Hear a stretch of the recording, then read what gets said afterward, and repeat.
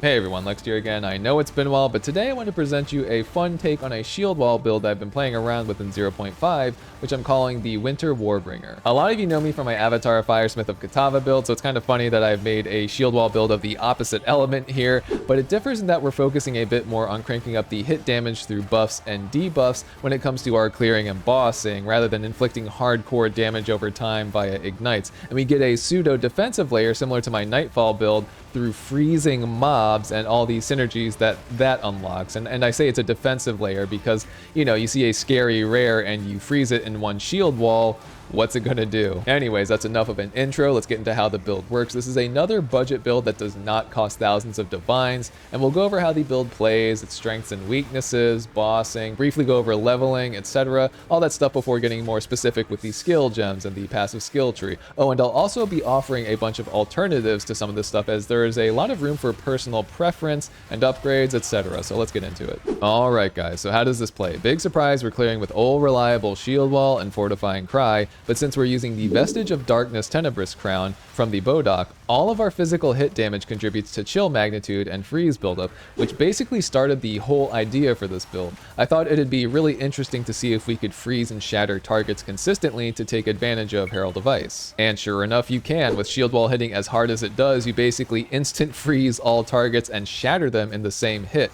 Feels really good to clear with, and if there are any rares or other tougher targets left alive, as I said before, they are usually frozen, so you are free to just follow up with another shield wall to wipe them if you need to. Aside from shield wall and fortifying cry, there are two other skills I use while clearing, one much more important than the other I'd say, but they are War Banner and Freezing Mark. We'll start with War Banner, which is the one I consider more important. So I think I've vastly underrated this thing's usefulness in the past. I actually think it does a lot of work for you as it increases your damage, accuracy, and attack speed by a lot when it is up. Damage is always nice, obviously, and the accuracy is also really helpful, but as a shield wall build, the big increase to attack speed is extra nice since we are once again using the On Citadel and Calm's Madness combo. Super useful for clearing, but it does take a toll on your attack speed, so the banner feels really helpful here. And with how our passive skill tree is situated, you will actually deal the most damage shortly after throwing one of these down. We'll get into that more later. The second skill I use while clearing is Freezing Mark. This one I consider more optional since this is just more damage, and if your gear is good enough, you may not have to cast this while clearing. But if you're running a little lighter on your gear, this helps a lot since the buff grants you 30% of your damage gained as cold damage, and the buff duration itself is pretty long at a little over 14 seconds when socketed correctly, so this one I consider very helpful. But again, you may not need to use it if you want to, you know, make your APM a little less demanding or something. But yeah, that's basically it for clearing. Throw down banners as soon as possible, Freezing Mark if you want, and spam those shield walls. One thing I'll say is that when you just start a map or event, it can feel a little slow at first, but once you gain glory for that first banner, you can basically chain them together if you are clearing fast enough, and it feels a lot better once you get rolling. As far as Pinnacles go, we have a really fun combo here. While the bosses are performing their intro animation, I tend to spam Shout a bit to max out on rage. Then we go ahead and break Armour with Resonating Shield, and the shield waves are shooting out. While we're doing that, we are gaining glory, and it doesn't take long before we can use the War Banner. So once you feel safe to do so, Freezing Mark first, throw down the War Banner second, and start spamming Shield Wall and Fortifying Cry as close as you can to the boss, since we get some pretty good damage bonuses at close range. What should happen is that the Freezing Mark goes off, which freezes the boss and creates shocked ground with how we have it socketed, and we start hitting a lot harder due to the buffs we gain upon freezing a target, as well as how our passive skill tree is situated. Unlike the Avatar Firesmith of Katava build, we're not going for one huge hit with Shield Wall, but some more rapid ones that still hit respectably hard and will take down bosses while they're just unable to do anything. And that's where the real strength lies. It's hilarious just freezing a boss and then hitting them until they're dead. Sometimes they'll pop out of the freeze towards the end, but the fight is still over with them barely being able to act. Feels really fun to perform successfully. As a bonus, any bosses that have a phase transition where they regenerate life are extra weak against this build. I've used this on some of my other builds as well, but the notable passive Punctured Lung prevents life regeneration of any kind, so bosses like Arbiter of Ash and Arbiter of Divinity will basically sit at low health after their phase transition animations, and you can just one-shot them and basically skip the entire second phase. That's another super underrated notable in my opinion, which is just also so useful for taking out things like Rogue Exile since they can't flask up, life regeneration rolls on juiced rares, etc. That's basically it, guys. It's also capable of other endgame activities like Simulacrum, and obviously capable of clearing 200% deli maps, as you've seen from the Eclipse by now. Really fun endgame build, and as you've also seen by now, we're using the meme that is Armor and Energy Shield for survivability, but dare I say it's been working pretty well on this build, though this is another thing we'll talk more about later, as it's more relevant to the gear and passive skill tree section of the video. Alright guys, so we're just going to go in order from top to bottom. I'm going to skip Maze Strike and Encased Jade and Raised Shield since I don't really use them, only for a bit of gem swapping to save on inventory space, but Purity of Ice here, this is the first relevant skill, which is granted to us by the Guiding Palm of the Eye Scepter. Honestly, the extra cold resist is nice, but it's really just having this extra persistent skill that we can socket Spirit support gems into, which is pretty much what I did here. I'm using Cool-Headed and Warm-Blooded as kind of the more optional ones. The two more important ones here are Vitality 2 and Cannibalism 1. We're not straight blood magic on this build, as you can see. We're still using mana, but we are using Atalui's Bloodletting on Shield Wall, so that skill does cost life, and we need a way to replenish it, and that's basically why these two are here, even though the majority of our survivability is coming from Energy Shield. We just need a way to recoup and replenish our life a little bit while we're spamming Shield Wall. Oh, and real quick, this skill and Scepter are set to weapon set 1 since we're using a Mace in weapon set 2, so ideally, if you get some more Spirit on this character via your chest piece or amulet, you'd set Vitality to something that is active in both weapon sets, so you're always getting the benefit of that life regen. Alright, next up is Shield Wall here, set to weapon set 2. Very important, and this is normally socketed, how it's socketed for clearing. You can see we have On Citadel and Calm's Madness here, but we also have Heft here for a little bit of extra maximum physical damage, as well as increasing the cost of the skill intentionally for a little bit of synergy with Atalui's Bloodletting, because this gains extra physical damage the higher life cost of the skill. So it's like a maximum of 400-ish life cost is when you get the maximum benefit from this lineage support gem. We're not quite there yet. We're a little bit over half, and when you swap the other two gems here for bossing, you get a little closer. But yeah, again, with more skill gem levels, if I were to get like a Prism of Belief Diamond and stuff like that, as you increase the cost, you get a lot more value out of this gem. So it is worth including, and I think you do want to increase the cost a bit, the life cost a bit, so you get even more physical damage out of this skill and lineage support gem. Also, we have Bater's Vengeance here. At least I think that's how that's pronounced. So this is a lineage version of the Ice Bite support gem, which normally grants you 30% of your damage as extra cold damage for 6 seconds after you freeze a target. However, this support gem grants you 1% of your damage gained as cold for every 2 rage you have for 15 seconds. Way longer buff time, which is nice, but the damage is only better if you can get at least 62 maximum rage, and we are at 63 maximum rage when we throw the banner down, so this is technically better and can be even better if you stack more maximum rage. So something to think about, though. I think you're better off focusing on cranking up fizz damage since all of it contributes to freeze buildup anyway. Alright, the one gem swap this build has, we swap out On Citadel and Calm's Madness for Close Combat 2 and Heavy Swing. So Close Combat 2 is part of the reason we want to be so close to the boss when we're pulling off our combo. You know, when the War Banner is down, we got all of our buffs up, they're frozen. You want to be basically right on top of the boss. And since they're frozen, there's usually no risk being that close to them. So that's when you're going to be dealing the most damage. Try to be really close to the boss. On top of this support gem also increasing the cost of the skill. So this synergizes pretty well again with Atalui's Bloodletting. So I definitely think you should have this one socketed in here. And then Heavy Swing, which is just more melee physical damage at the cost of some attack speed. So you lose a little bit of attack speed, but not as much as with Calm's, because you can see Calm's has 20% less, I think it is. Yep, 20% less, and Heavy Swing only does 10% less attack speed. So you'll still be feeling a little faster overall, especially when the War Banner is down. Won't be a really big issue. But yeah, this is what the skill looks like when you are bossing. Just make sure you swap these two gems into here right before you fight a Pinnacle or something like that. Fortifying Cry is next, set to weapon set 1. Very important once again. And it can hit respectively hard, but I am mostly socketing this for utility. Again, if you can get enough like life leech and perhaps some mana leech or recoup on your gear, you could probably swap out the life leech 3 gem that I have socketed here. But again, I'm on a little bit of a budget at the moment after experimenting with a bunch of different builds, so this is here for now to make the life drain on my shield wall spam feel a little less crazy, especially while bossing. It's not so bad when clearing, but when bossing, I feel like I need a little bit extra leech to maintain the cost of me spamming those shield walls if I'm using my life. And we also have efficiency here for a similar reason, just to make the resource expenditure on this build feel a little easier.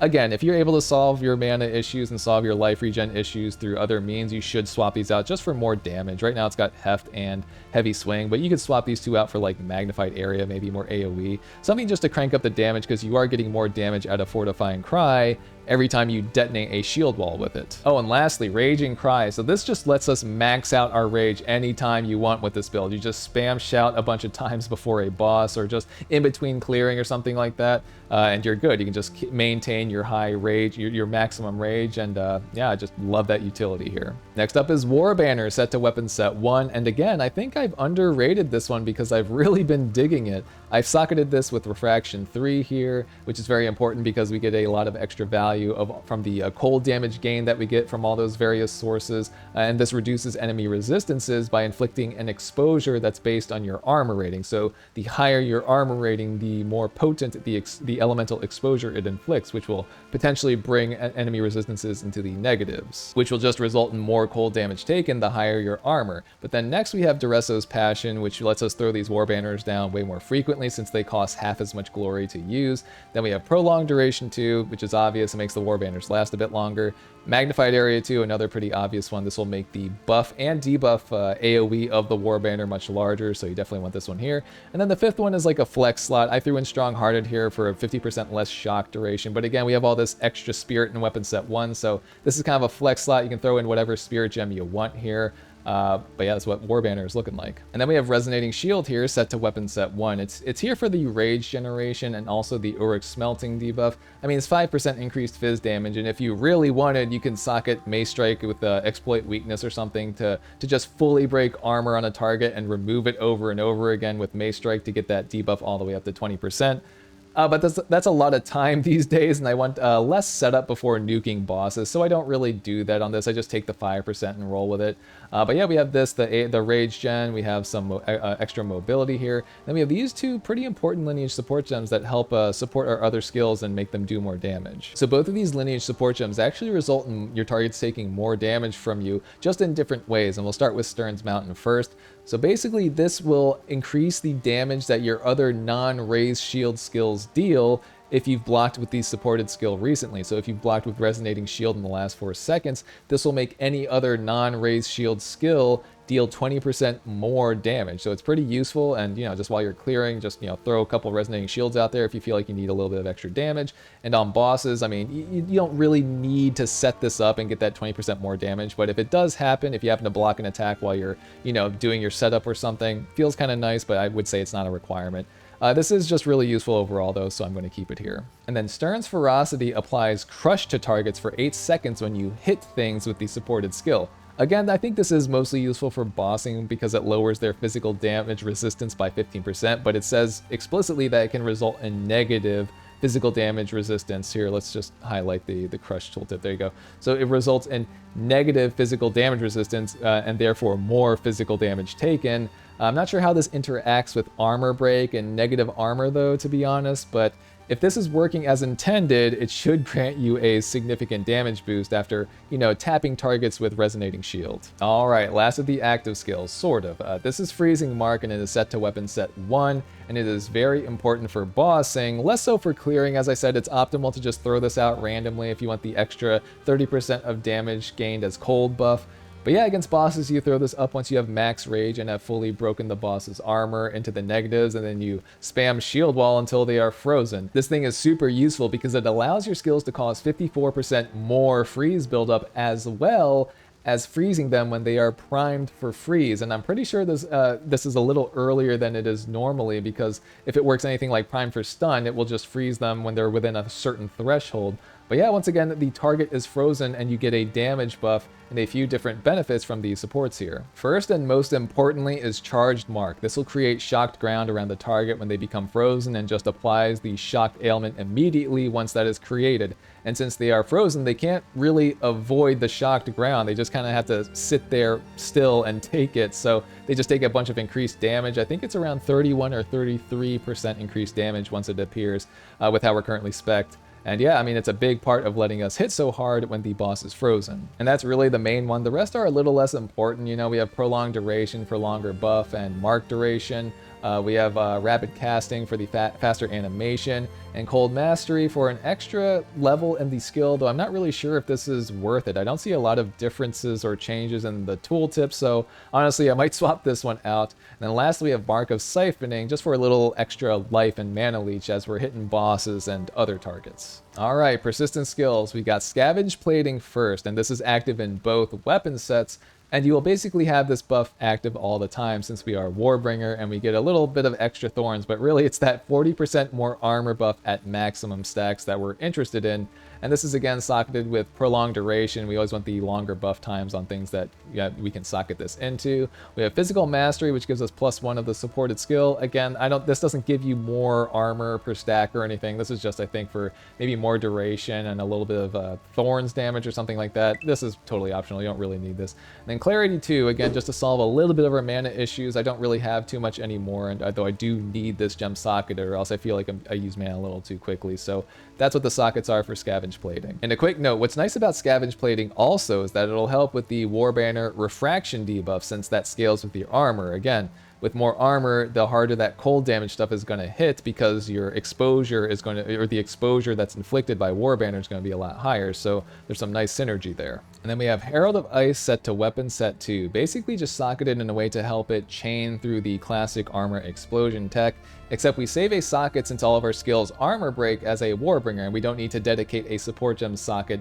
to making it armor break in the first place. Honestly, it's a pretty strong Herald, I think, overall, since its effect can overlap, unlike the Fortifying Cry shield waves, which can't overlap anymore. Herald of Ice explosions can overlap. But I do think that with my current setup, I'd use a different weapon to get a bit more value out of this thing, because, you know, I'm not using Giant's Blood or anything like that, and I'll go over a bit more in a second. But this is based on your default attack damage, so the better your weapon is, the harder the Herald of Ice explosions are going to hit. Oh, and real quick, the support gems. So we have Armor Explosion, Armor Demolisher, Cold Attunement, and Magnified Area. These 4 are basically what you need to start those Herald of Ice chain explosions. And then this is the extra socket. I just went for more damage, Elemental Armament 2. So again, if you have a really good weapon, the chaining is more apparent, because the overlaps will kill more creatures and shatter more creatures, and you'll be able to see the chaining effect more. But, you know, my weapon right now is okay. It's like pretty good, but not like crazy. So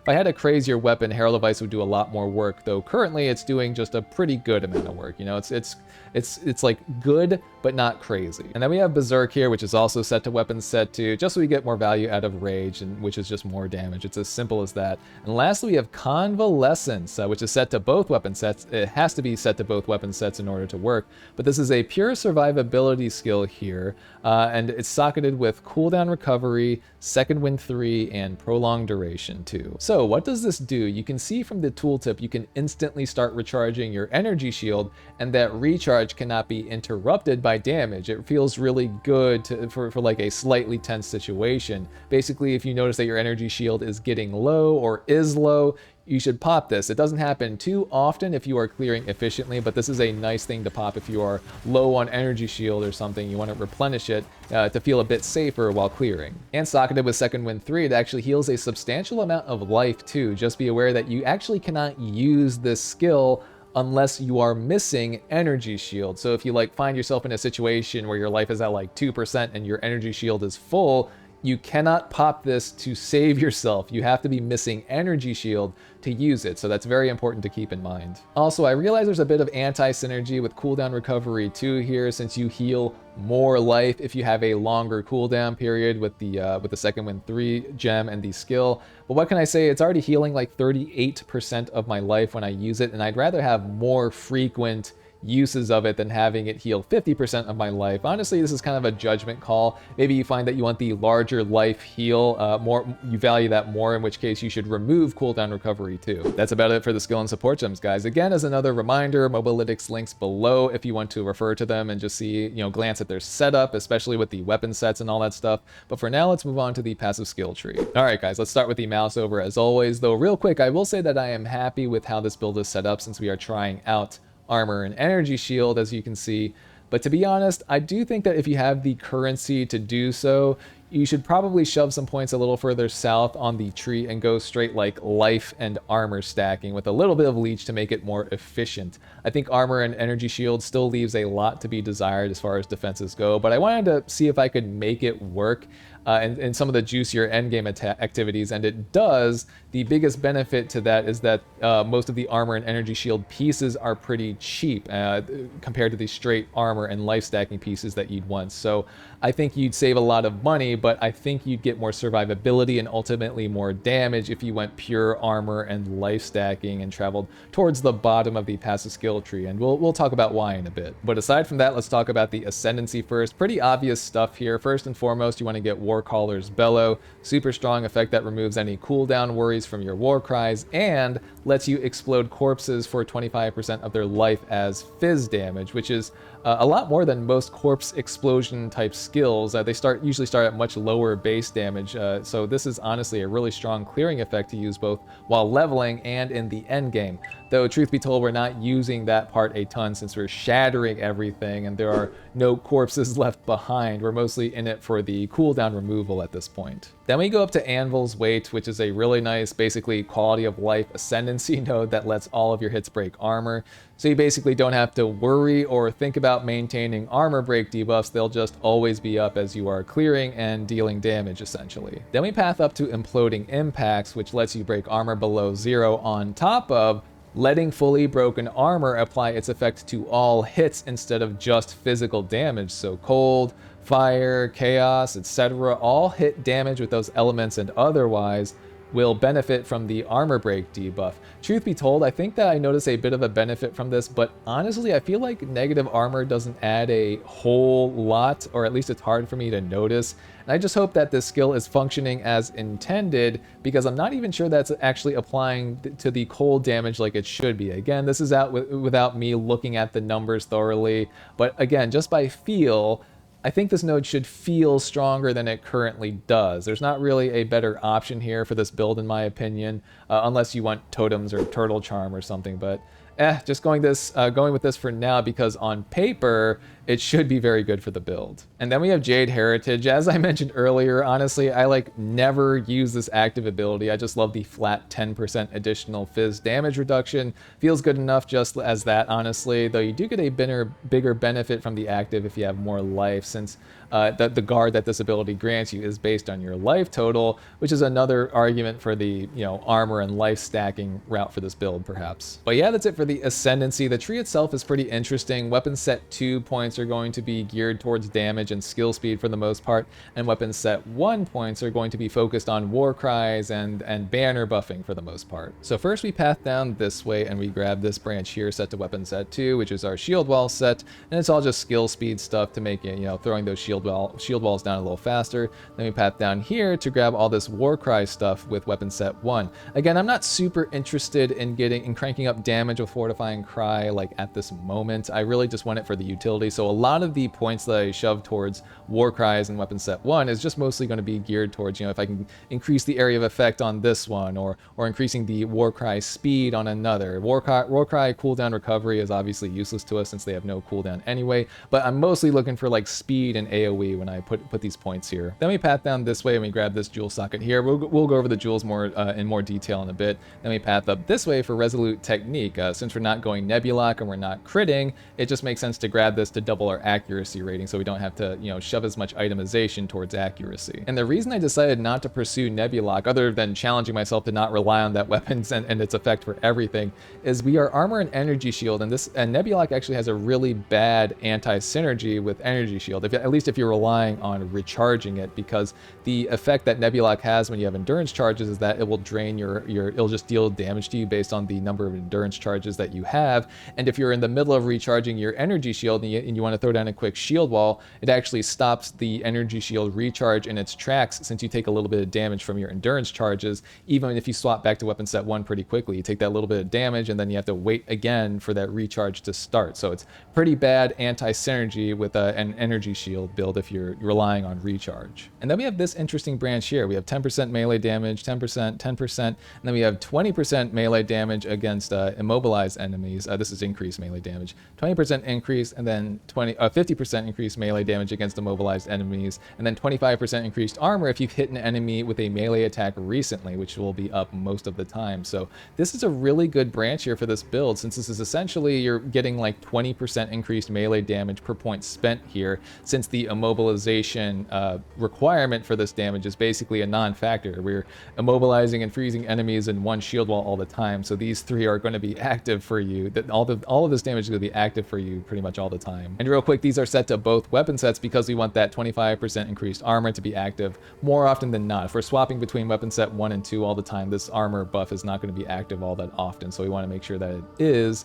just for more survivability. I'll say real quick though, again, if you go the armor stacking, life stacking route and you renounce armor energy shield, which you probably should, you could pull points from this branch here and just like travel down the passive skill tree a bit more and probably grab some more gem sockets and stuff like that. You'll probably get more damage out of it once you start optimizing the build a little bit more, but for now and earlier on and on a budget, this is a pretty good branch. You're going to get a lot of value out of this for very little investment. And then down here we have a standard passive skill tree point here. This branch is set to weapon set 2 because this is just a bunch of basically attack damage. And then this branch is set to weapon set 1. This is a bunch of magnitude, a magnitude of ailments you inflict stuff.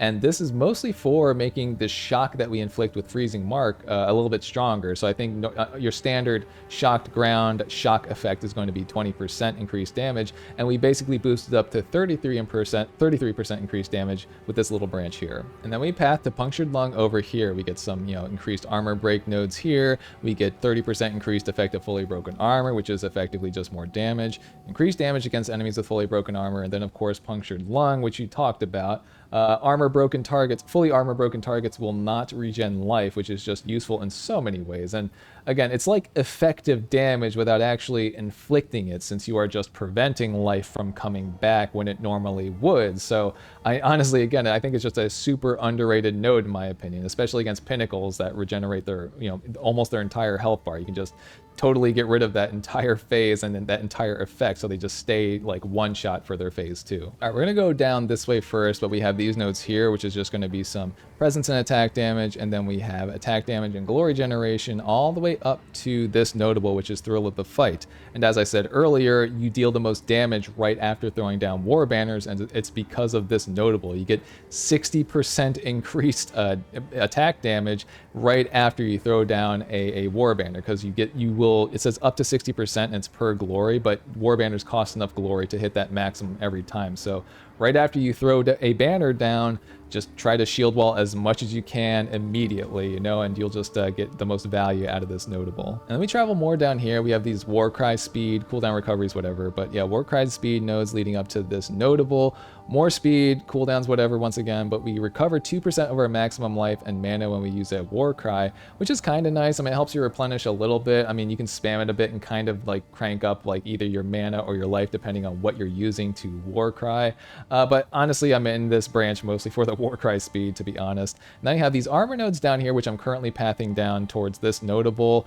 These are just armor and LE damage nodes, which I think are really useful on this build. I do think elemental damage reduction from armor is useful on this build. Even though we're not stacking crazy amounts of armor, we still have like a respectable amount. And then obviously we grab this branch here for more maximum rage. That's just more damage overall, and we'll synergize with some of the other stuff that we have going on in the northern part of the tree, as you'll see. And then rage when hit, and ignore pain, which just grants us a bunch of stun threshold based on how much rage that we have. And this also does synergize the maximum rage also. So we mostly solve our stun threshold issues with this one notable. You need a little bit more elsewhere. As you'll see, I threw a point in another area to grab just that little bit of stun threshold so that we're not getting stunned pretty much at all. But yeah, super useful cluster of nodes down here. And then we path up here for some more attack speed stuff. I mean, this is mostly for the attack speed, and the slowing potency of debuffs is whatever. But the attack speed is really nice, and this notable gives you a bunch of attack speed if you've been hit recently. And we do get hit, you know, often by like little hits, and you get that 15% increased attack speed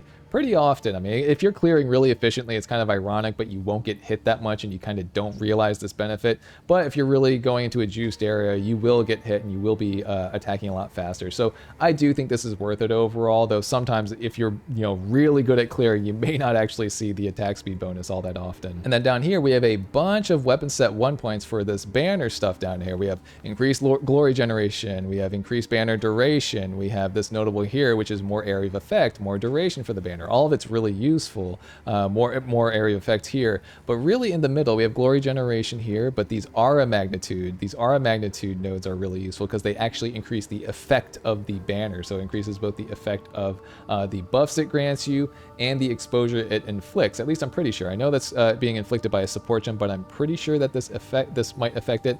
I'm actually not 100% on that one, but I do know that this does grant you a stronger buff with the banner, so you're getting more damage, more attack speed, more accuracy, etc. when you take these two increased aura magnitude nodes. All right, so we're going to zoom back up here to these 3 nodes here. These are pretty good point for point armor wise. You get 15% increased armor, 18%, then 30% increased armor for just these 3 passive points. I think any armor stacker should probably grab these. It's really good point for point.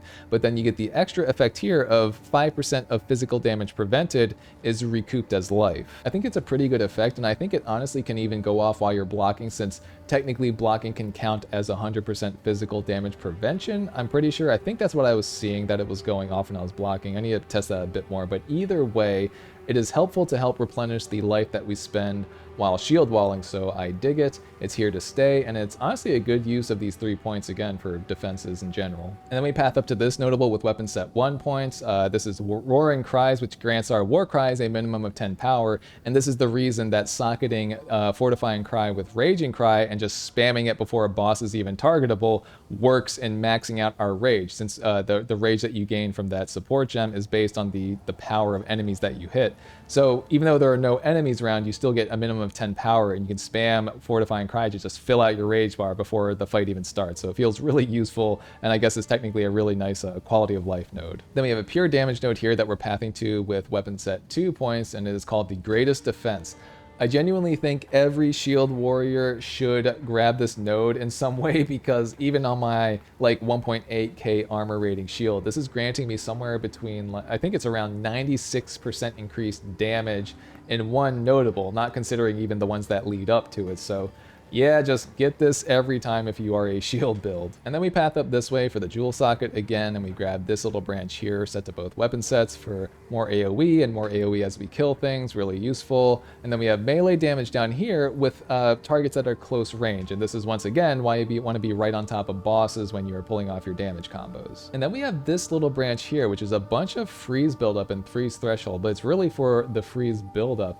So it is really useful in helping us freeze things much more reliably. I think last time I checked, this was helping me get over a certain freeze threshold because I was shattering things seemingly 100% of the time versus not when I grab these nodes. So I do recommend grabbing these here with this build. Then we go up this way to grab this glory branch here. We get some rage on melee hit, but also glory generation, and Craving Slaughter, which grants us 15 maximum rage if we've used a skill that requires glory in the last 20 seconds. So this will always be active essentially when you're clearing, because it's really easy to gain glory with this build, and you just keep throwing down those banners back to back as you're clearing. And while bossing, this is a pretty long buff duration. It's 20 seconds technically, so it's pretty much going to be active the whole time you're nuking down a boss, because they don't really last longer than 20 seconds, nowhere near that. And aside from the obvious benefit of getting 50 more rage and all the extra damage that just comes from having more rage, we are normally at 48 maximum rage without this buff, So this will get us to 63 rage, 63 maximum rage, which is great for the extra damage, obviously, but also extra useful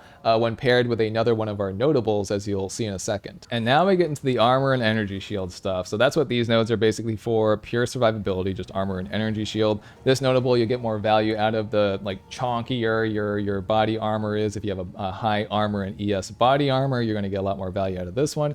And this one is just for pure armor from your shield. We don't have an energy shield. It'd be kind of cool if some of these shield skills scaled with those energy shield and armor shields, but we're really just getting armor out of this one. You could make an argument for maybe respecking this notable. And then we grab these three down here. It says armor and energy shield, though this is just armor applies to elemental damage and faster start of energy shield recharge, so I don't know if that's titled incorrectly. This is armor and energy shield. And then we have Cyril of Tarth's Light, and this is just, well, I'm just gonna let you read the tooltip. It's a bunch of stuff, you know, a bunch of goodies. Then we path this way to this gem socket here, and then this branch here, which grants us 10% increased damage, rage on melee hit, and then bestial rage, which is every 10 rage, well, gain 1 rage on melee hit, but every 10 rage also grants 12% increased physical damage. So this was obviously the notable I was hinting at earlier. We get 12% increased physical damage per 10 rage, which means with our maximum rage going from 48 to 63, we're getting an extra 24% increased physical damage out of this thing, for a total of 72% increased physical damage out of this node at full rage, which we're at all the time. So it's pretty worth it, I think. And then lastly, we path over here into Spiral into Depression, I think it's called. Yep, Spiral into Depression. So this is all just purely for more armor and energy shield and a little bit of increased movement speed. It's purely for the survivability though over here. The movement speed is nice as well, so you know, grabbing that where you can on the passive skill tree is cool, but yeah, just more survivability essentially. All right, let's talk about the jewels. So first up, we got the Heart of the Well diamond here. So this is a little on the pricier side since it has both a gain cold and gain chaos damage roll. If you want to be a little bit on the cheaper side, you can go for just the gain cold roll and maybe like a skill speed roll or something like that. But yeah, these are the rolls that I want on this build. Basically also has the cannibalism effect on here, and honestly you might be able to roll without that spirit support gem if you have this on here. I gotta test that out a little bit more. And then next up we have a From Nothing diamond, as you can see here, which lets us allocate passives in the radius of chaos inoculation. So let's go ahead and scroll over there because there is a lot of good stuff. So we'll start with Tempered Mind. I mean, this one is obvious. It's just increased damage, increased effect of fully broken armor, which just further increases all types of our hit damage. And then we have Chakra of the Elements, which is active as soon as Freezing Mark goes off. You gain 8% of your physical damage as cold and 8% of your physical damage as lightning at once, which is really useful. That's 16% damage gained of those two elements very reliably. And then we have Heavy Frost, which is really nice. This gives you, I might exaggerate here, but I do feel like this is almost as good as Rocky Yada's, to be honest. If your target has positive frost resist, this will make your attacks treat them like they have 0.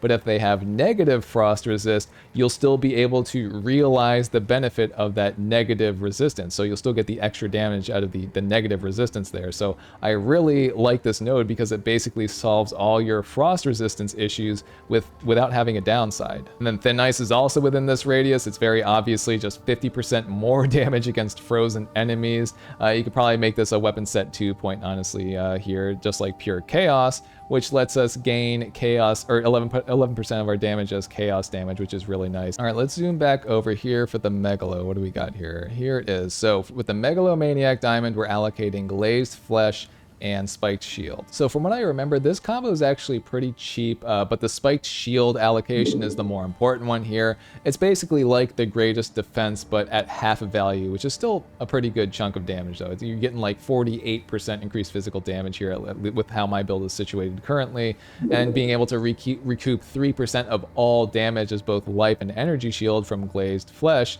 is definitely pretty good for survivability. And again, this is a cheap combo. I got this for, I think, maybe 10-ish div or so. All right, and lastly, for the standard jewel, if you were to go with a standard jewel, I think you should go for something like this. Really, it's just the increased damage against fully armor broken enemies and increased global physical damage alongside some kind of banner buff. I think it would be ideal for a standard gem. It's really the damage rolls that you want and whatever other utility you can muster here. Though again, if you have enough points to max out this branch down here and perhaps grabbing this leech branch down here with the max life as well, I do think throwing a time lost diamond into this slot instead makes a lot of sense. I think I'd probably go with one that gives you like cold damage gain per notable alongside chaos damage gain per notable.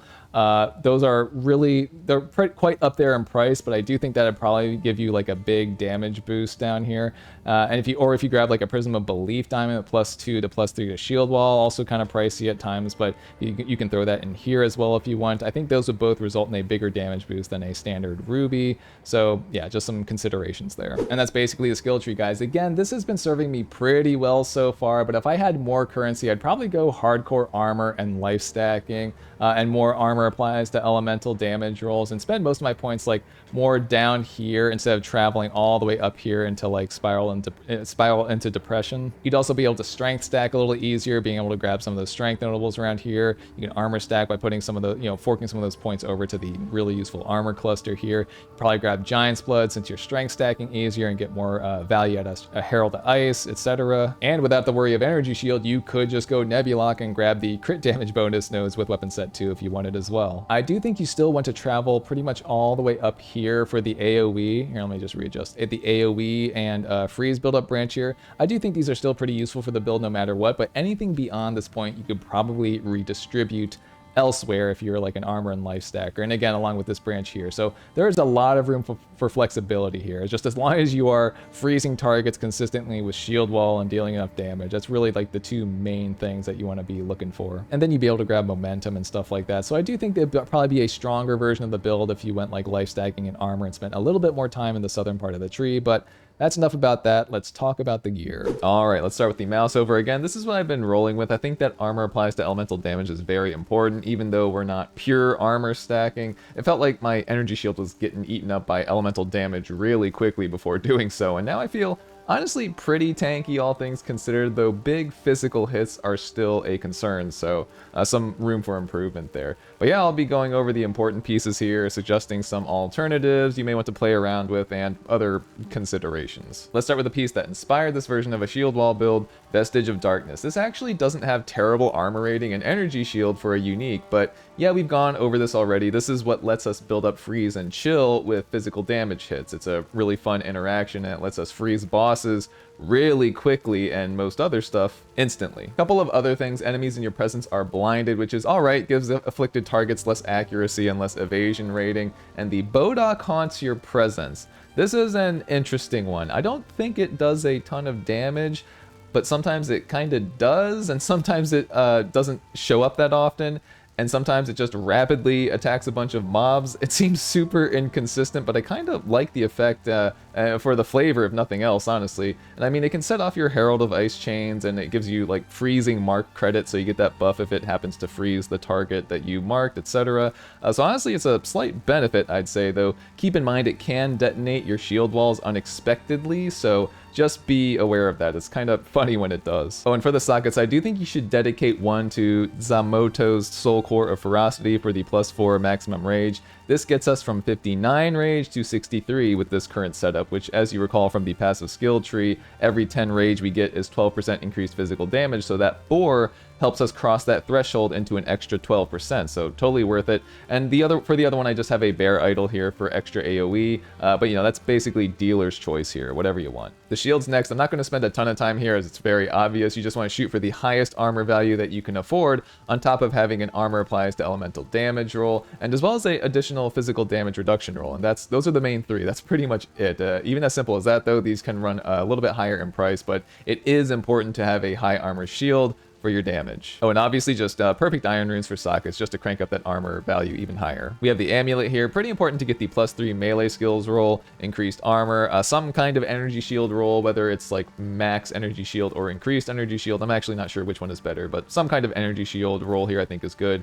I think life recoup can also be useful here, or mana recoup to solve mana issues if you're having trouble there. But I want to point out the desecration here, which does a lot of work if you are able to get a little bit lucky. So you can see it's highlighted in green here, and you want an open prefix if you are shooting for this one, but you can get this desecration with an altered collarbone specifically, and those have a chance to roll what they call otherworldly modifiers, and this is one of them. The gain physical damage is extra cold damage, obviously very relevant to this build. The big downside here is that this can be very expensive if you are unlucky, since you have to like see this actual otherworldly modifier out of a fairly big pool to accept it. and you're going to have to use Omen of Lights, over and over again if you don't see it. So yeah, and obviously using Omen of Abyssal Echoes too will add on to the price. You should be doing that to try and get as many chances as you can per Altered Collarbones, so that can add up to the price again. But again, just pray that you get this earlier on, because I do think it adds a significant amount of damage to the build. Then we have our weapon set 1 main hand, the Guiding Palm of the Eye, honestly just for the Spirit and to gain some extra damage as cold when using this thing, though that doesn't apply to our shield wall, so even that is kind of whatever. But I do like the Shrine effect potentially contributing to freeze buildup, but honestly the main hand is so flexible because it's our weapon set 2 mace that is dealing the damage, so you can throw whatever you want here, honestly. I just wanted, I wanted the scepter for the extra spirit and the spirit skill, as we went over in the skill gem section of the video. Speaking of the mace, let's just go over that real quick. I do think this is what you want to shoot for roll-wise overall, except ideally you'd swap out the mana per enemy killed roll for an attack speed roll, get a higher tier of the life leech, and replace the cold damage prefix with an increased damage against fully armor broken enemies desecration. This one was full up on prefixes when I got it from what I remember, but it's still a good option. I mean, I'm happy with it. I'm glad I have the 2 sockets with the corruption here. I got one for increased attacks, or sorry, increased skill speed with the alacrity rune, and then Farrell's rune of the hunt for the increased damage against unique or rare enemies. I think you can replace the alacrity rune though if you get enough skill speed from your gear. You could probably throw in like a Sakawal's rune of the sky for the gain 5% of your damages, damage of all elements, or maybe like a gain chaos damage one, something like that. Oh, and I forgot the sockets on the scepter real quick. We have a rabbit idol one for just more spirit obviously, and the idol of the martyr, which reduces your presence area of effect. It doesn't really matter for this build. I mean, for the Bodok maybe a little bit, but that is not a priority to maximize at all or optimize at all. So aura skills have 25% increased magnitudes is what we want from this socket, and this actually applies to our war banner again with the buffs that it provides us. And last piece I'll talk about at length is the body armor. Try to grab a spirit roll here. Oh, and on the amulet as well, though that usually drives up the price a lot. It will loosen up the requirements enough for you to run like those stronger spirit support gems in both weapon sets. But yeah, anyways, just the most stacked armor and energy shield piece that you can find. This one is alright, only 2 sockets, still gotta corrupt it, so may try for that 3rd one. But yeah, just any resistances you need alongside an armor applies to elemental damage roll. For the runes, I went Emergent Vigor for gaining 50% of the strength requirements of equipped armor items as max energy shield. I found this added a pretty big chunk of ES for us. And then we have Kracian's Rune of Recovery, I think it's pronounced, for a much faster energy shield recharge rate. Honestly, a pretty big help for survivability in those situations where you get your ES beaten down a bit and you have to use like Convalescence or something. As far as body armors go, I think there are 2 alternatives you could shoot for here, one being Warrior Invictus. This seems like an obvious one. You can just try to stack one as high as you can with armor and ES and go for whatever socket bonuses you want on that thing, like Spirit or all elemental resistances, etc. But also another one that I had not considered until recently is Decree of Loyalty, which drops from the Arbiter of Divinity. So I'll have the tooltip thrown up here, but man, this thing seems super interesting. It has a pretty big armor ES roll at its base, but it also grants you stats that you want on this build, strength and intelligence, but also 3 potentially very strong effects. First is convert 1% of your maximum life to twice as much armor per chaos resistance above 0. So if you have, let's say, 75% chaos resistance, 75% of your maximum life is taken away, and that number, whatever it may be, is multiplied by 2 and is added on top of your current armor rating. Very interesting way to armor stack as an armor and energy shield build. It seems like it could potentially be useful for this one. On top of that, depending on how lucky you are with this roll, you defend with up to around 200% of your armor on the higher end of that roll, while you have energy shield. Like, what? That is twice your armor rating, and again, seems like it could be kind of good if I am understanding that correctly. And lastly, damage over time does not bypass your energy shield anymore, so bleed, poisons, etc. It seems like this would naturally synergize here since you are removing life and converting it to armor, though I think a potential weakness here is perhaps some of those like round degen effects that a lot of those abyss rares like to leave behind. I think that could still be dangerous, especially if you're cutting down your life so much, and those don't count as damage over time, I'm pretty sure. But either way, it's a very interesting chess piece, and I think I may play around with this one next if I can see, just to see if I can make it work. Real quick rings, I have a breach ring here. Ideally, I think I'd want flat fizz damage and flat cold damage, which I do have here alongside a cold resistance roll here, and I'm cranking up the cold modifiers currently. Maybe some life leech if possible, or skill speed instead. A bit flexible here, and I went with upgrading again the cold mods, but I could totally see somebody increasing attack damage or physical rolls for, you know, the flat physical damage and leech to crank those up. Something like that. Honestly, it's mostly up to you. Other ring is kind of whatever at the moment. It has an accuracy roll because even with Resolute Technique, we do need a little bit of accuracy, so I grabbed some here. And yeah, just additional resist, flat damage rolls of, you know, fizz, cold if you can, etc. As far as the rest of the gear goes, it's just the same story. Just grab as much armor or armor and energy shield as you can. Try to get the maximum movement speed roll on your boots. On gloves, make sure you get the +2 melee skills, and maybe, if you can afford it, a skill speed roll here. But where you can also get, again, that armor applies to elemental damage rolls. Those are very important and will help you not get your energy shield eaten away by elemental damage so quickly. Oh, and real quick, I do have this mana flask here just for more mana regen, essentially, since this one rolled kind of well, but you can roll with something else as long as you've solved your very minor mana issues with this build. You know, again, maybe some mana recoup, mana leech, etc. You really don't even need that much. And that's about it, guys. Again, if you want to follow along with this build or want to refer to this info down the line, please check out that Mobalytics link below. But yeah, I hope you enjoyed this one. Sorry about how long it's been. We've had some very unfortunate family news pop up, but I'm getting back into the swing of things as reasonably as I can. I want to update my Spear and Shield Bleed Titan next and try to get some of these smaller video ideas made and out there. There's still a lot of videos and build ideas in my own personal queue, so as always, stay tuned, but that's going to be it for this one. I'll see you guys next time.